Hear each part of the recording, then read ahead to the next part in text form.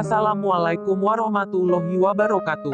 Salam sahabat hijrah. Semoga selalu berada di lindungan Allah Subhanahu wa Ta'ala. Senang sekali bisa menyapa dan bercerita dengan sahabat.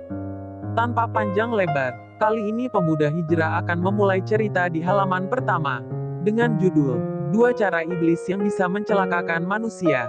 Selamat mendengarkan.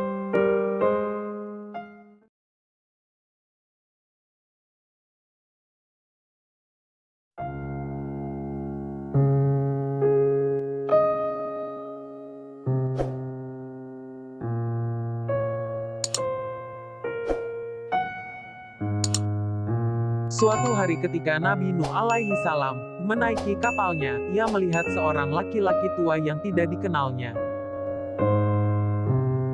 Lantas, Nabi Nuh bertanya kepada lelaki tua tersebut, "Apa yang menyebabkan dirimu masuk kapal ini?"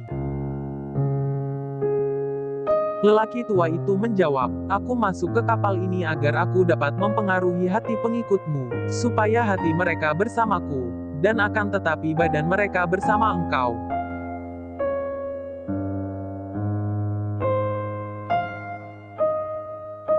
Lalu Nabi Nuh berkata kepadanya, "Keluarlah engkau dari kapal ini, wahai musuh Allah." Rupanya, lelaki tua itu adalah iblis yang mencoba mempengaruhi hati umat Nabi Nuh, agar ingkar dengan sesuatu yang dirisalahkan kepada Nabi Nuh.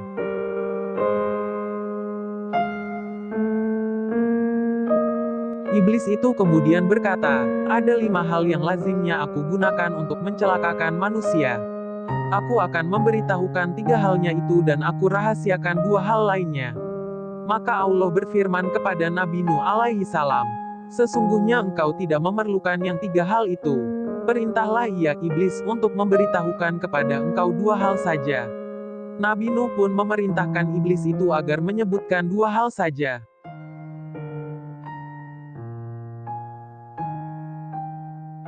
Iblis berkata, "Dengan kedua hal itu aku mencelakakan manusia dan keduanya tidak berdusta."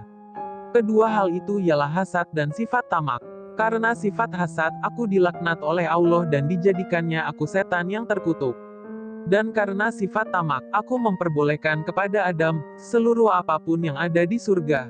Lalu aku mendapatkan hal yang aku inginkan darinya, yakni dapat mengeluarkan Adam dari surga karena disebabkan iblis membujuk Adam untuk memakan buah kuldi, dan aku pun diusir dari surga.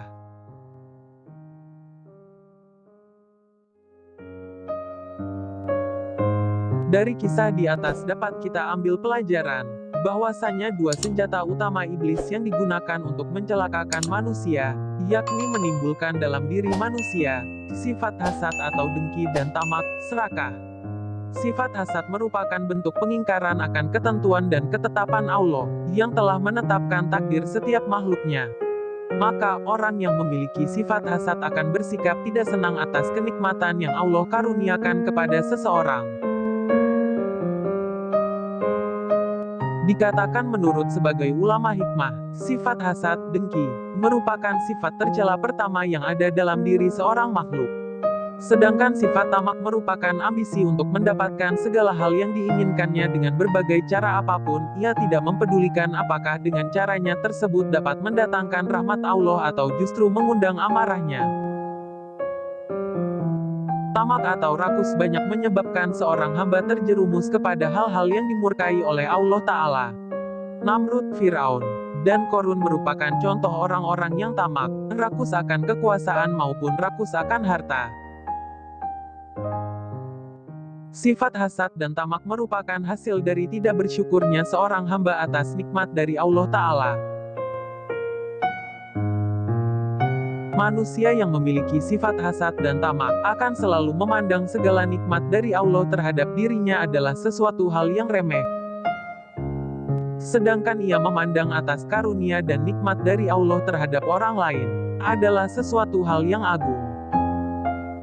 Semoga Allah memberikan perlindungannya kepada seluruh umat Islam atas godaan iblis beserta bala tentaranya.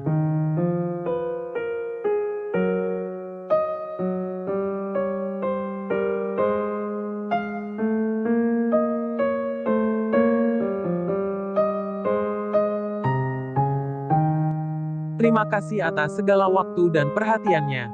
Sampai jumpa di cerita selanjutnya. Kami mengatasnamakan Pemuda Hijrah Banten undur diri.